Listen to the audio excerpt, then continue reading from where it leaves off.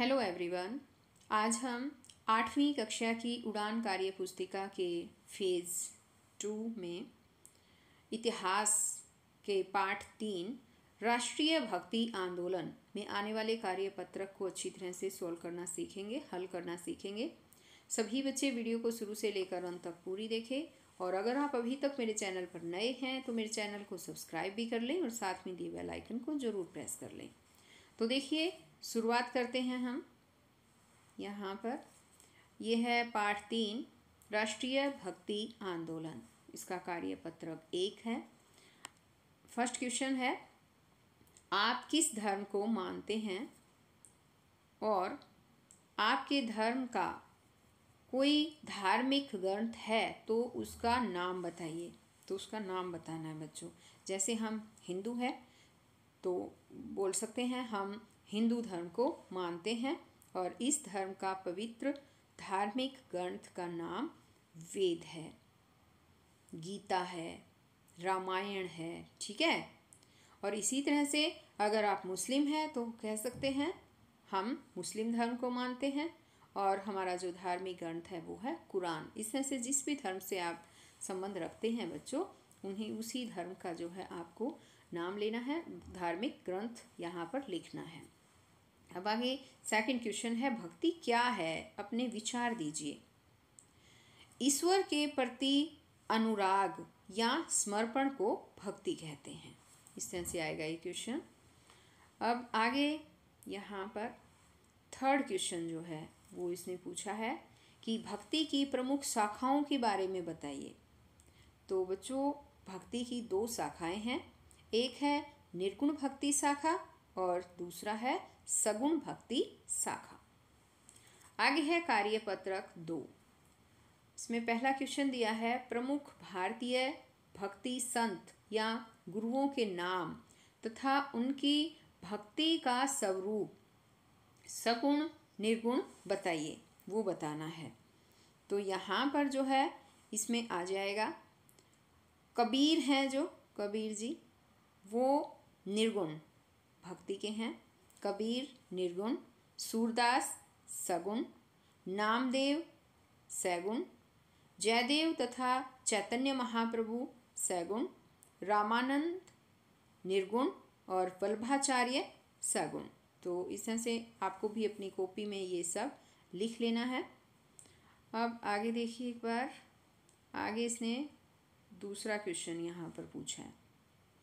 दूसरे क्वेश्चन में पूछा इसने कि भक्ति आंदोलन के बारे में जो पढ़ा या समझा उसके अनुसार भक्त संतों की प्रमुख शिक्षाएं अध्यापक द्वारा दिए गए बॉक्स में छात्रों द्वारा लिखवाई जाए। तो यहाँ पर जो है बच्चों हमें लिखनी है, ये संतों की शिक्षाएं हैं, उन्होंने कौन कौन सी शिक्षाएं जो है वो दी है वो लिखनी है। तो देखिए, सबसे पहले जैसे हम लिखेंगे यहाँ धन्ना भक्त है, पहले में धन्ना भक्त। ठीक है। और उन्होंने कहा है बड़ों का आदर।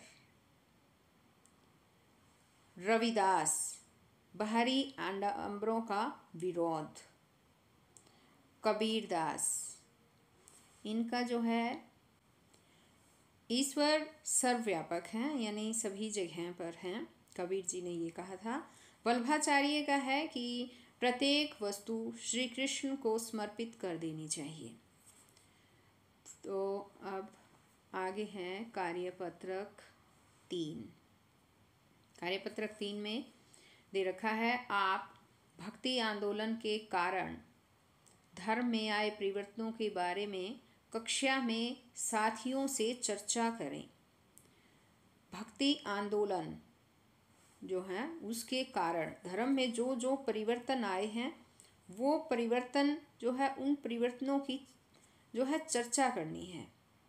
तो अब यहाँ पर हम इस क्वेश्चन में लिख सकते हैं कि भक्ति आंदोलनों के कारण धर्म में यह परिवर्तन आया कि वे ईश्वर में विश्वास करने लगे और उसकी शरण में सुरक्षित महसूस करने लगे। अब इसी तरह से आगे सेकंड क्वेश्चन है चर्चा करें कि आज के समय में संतों का क्या महत्व है और क्या वे समाज के प्रति अपनी जिम्मेदारी सही से निभा रहे हैं। आज के समय में जो संत है उनके जो है वो पूछा गया है। तो आज के समय में संतों का बहुत महत्व है और आ जाएगा हाँ, वे अपनी जिम्मेवारी को सही ढंग से निभा रहे हैं।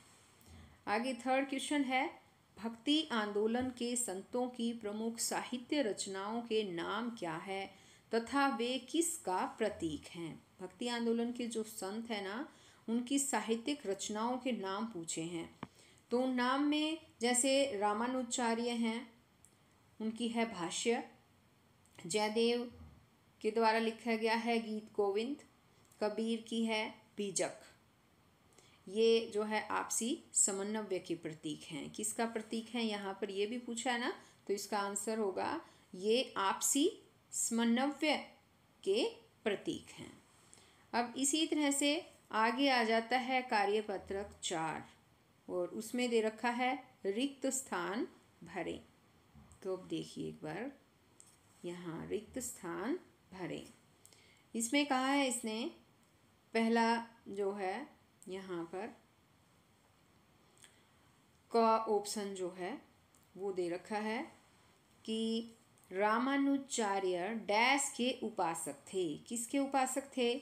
विष्णु के उपासक थे। तो यहाँ पर आ जाएगा विष्णु, भगवान विष्णु के उपासक थे। कबीर दास ने डैश और डैश का विरोध किया। किसका विरोध किया था?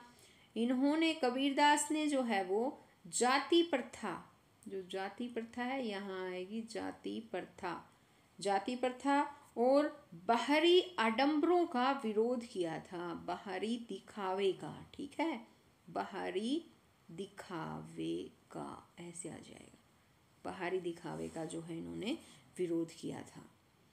अब आगे तीसरा है यहाँ पर, अलवारों की संख्या है। अलवारों की कितनी संख्या है? अलवारों की 12 संख्या थी, ऐसे आएगा ये। अलवारों की कितनी संख्या थी? 12 संख्या थी, तो 12 आ जाएगा। अब आगे है, धन्ना भक्त डैश परिवार से संबंध रखते थे। धन्ना भक्त जो है वो बच्चों किसान थे, किसान परिवार से संबंध रखते थे, तो यहाँ किसान आएगा। अब आगे का इसने मिलान करें। मिलान करना है, रविदास, रसखान, मीराबाई, कबीर, ये दे रखे हैं, है ना। और यहाँ पर देखिए रविदास जो है किससे मिलान होगा? ये वाराणसी से थे।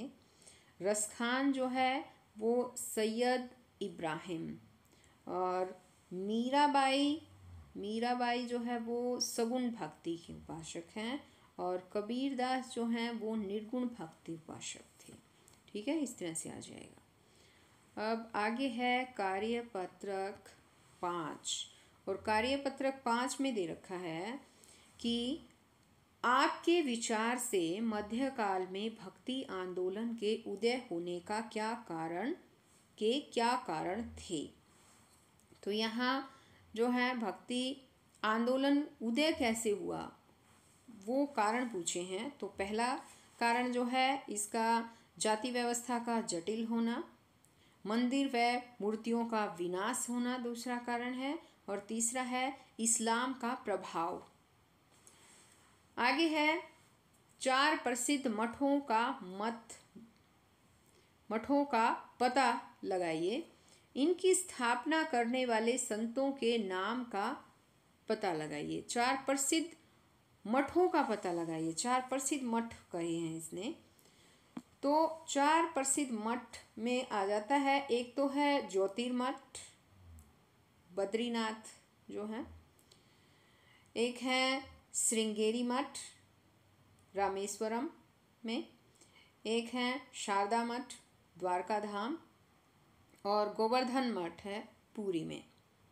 ये 4 मठ हैं, और इन चारों मठों की स्थापना जो है वो शंकराचार्य ने की थी। आदि शंकराचार्य ने इन चारों मठों की स्थापना की थी। ठीक है, अब आगे बस आगे तो ये पाठ यहीं पर आज ख़त्म है। आगे नेक्स्ट पार्ट जो है वो दे रखा है छत्रपति शिवाजी एवं पेशवा, वो हम नेक्स्ट वीडियो में समझेंगे। तो बच्चों आज इसमें केवल इतना ही, नेक्स्ट वीडियो में हम फिर नए चैप्टर के साथ आएंगे। तो तब तक के लिए बाय।